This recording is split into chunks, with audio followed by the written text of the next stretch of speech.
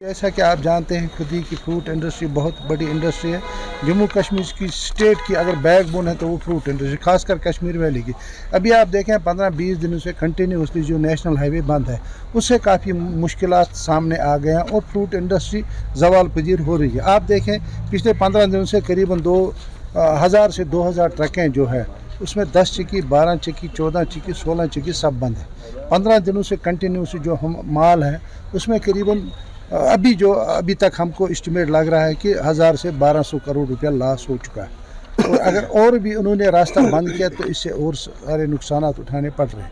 आज हमने peaceful protest रखा था हर मंडी में, लेकिन अभी आल वैली की तरफ से इंफॉर्मेशन आई, वो हमने ऑफ किया है क्योंकि उन्होंने कल रात को 11 बजे जो नेशनल हाईवे पे गाड़ियां छोड़ी। हम आला हुकाम से अपील करते हैं, खासकर चीफ सेक्रेटरी साहब से, IG ट्रैफिक से, डिवीज़नल कमिश्नर साहब से अपील करते हैं कि वो फ्रूट इंडस्ट्री को बचाने के लिए किसी भी सूरत में यहाँ से 2 दिन के लिए रास्ता छोड़े। अगर एक दिन उधर से आ जाएगा, 2 दिन कंटिन्यूसली यहाँ से जाना चाहिए ताकि ये फ्रूट इंडस्ट्री हिट ना हो जाए। काका जी, जो ट्रेन सर्विस स्टार्ट हुई फ्रूट के लिए, उससे आपको कितना फ़ायदा मिला? बहुत ही अच्छा कदम है, लेकिन वो हर स्टेशन पे होने चाहिए। मैं आप सोपोर मंडी की बात बताऊंगा जो एशिया की सबसे बड़ी मंडी है और इसका अमरगढ़ हमारा रेलवे स्टेशन नज़दीक है। अगर इसमें एक कार्गो ट्रेन लाए जाए, हम एक ट्रेन को फुल कर सकते हैं, लेकिन यहाँ से हमको बड़गाम ले जाना, उसमें हमको लगेज बहुत पड़ जाएगा।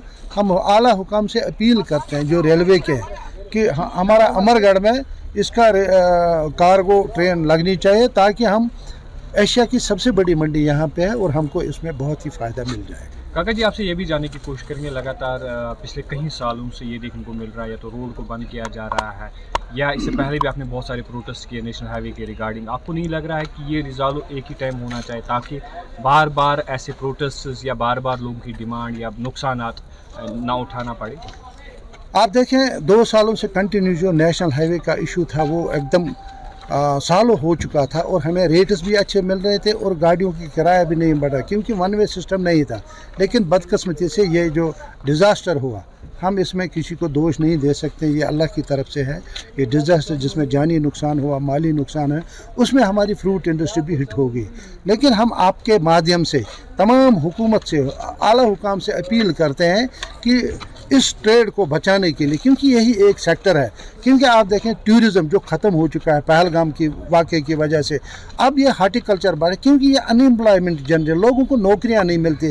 वो इसी ट्रेड में एक गरीब किसान जो ये सेब उगाता है उसको काफ़ी सारे नुकसान उठाने पड़ रहे हैं क्योंकि साल भर की कमाई होती है उसका एप्पल जो तैयार हो रहा है इस टाइम हार्वेस्ट लोग कर रहे हैं। क्योंकि आप देखें सोपोर मंडी की बात, 200-300 ट्रकें खड़ी है, गाड़ियाँ अवेलेबल नहीं है, रास्ता बंद है। अब 6 चक्की गाड़ियाँ उतनी यहाँ ज़्यादा नहीं है।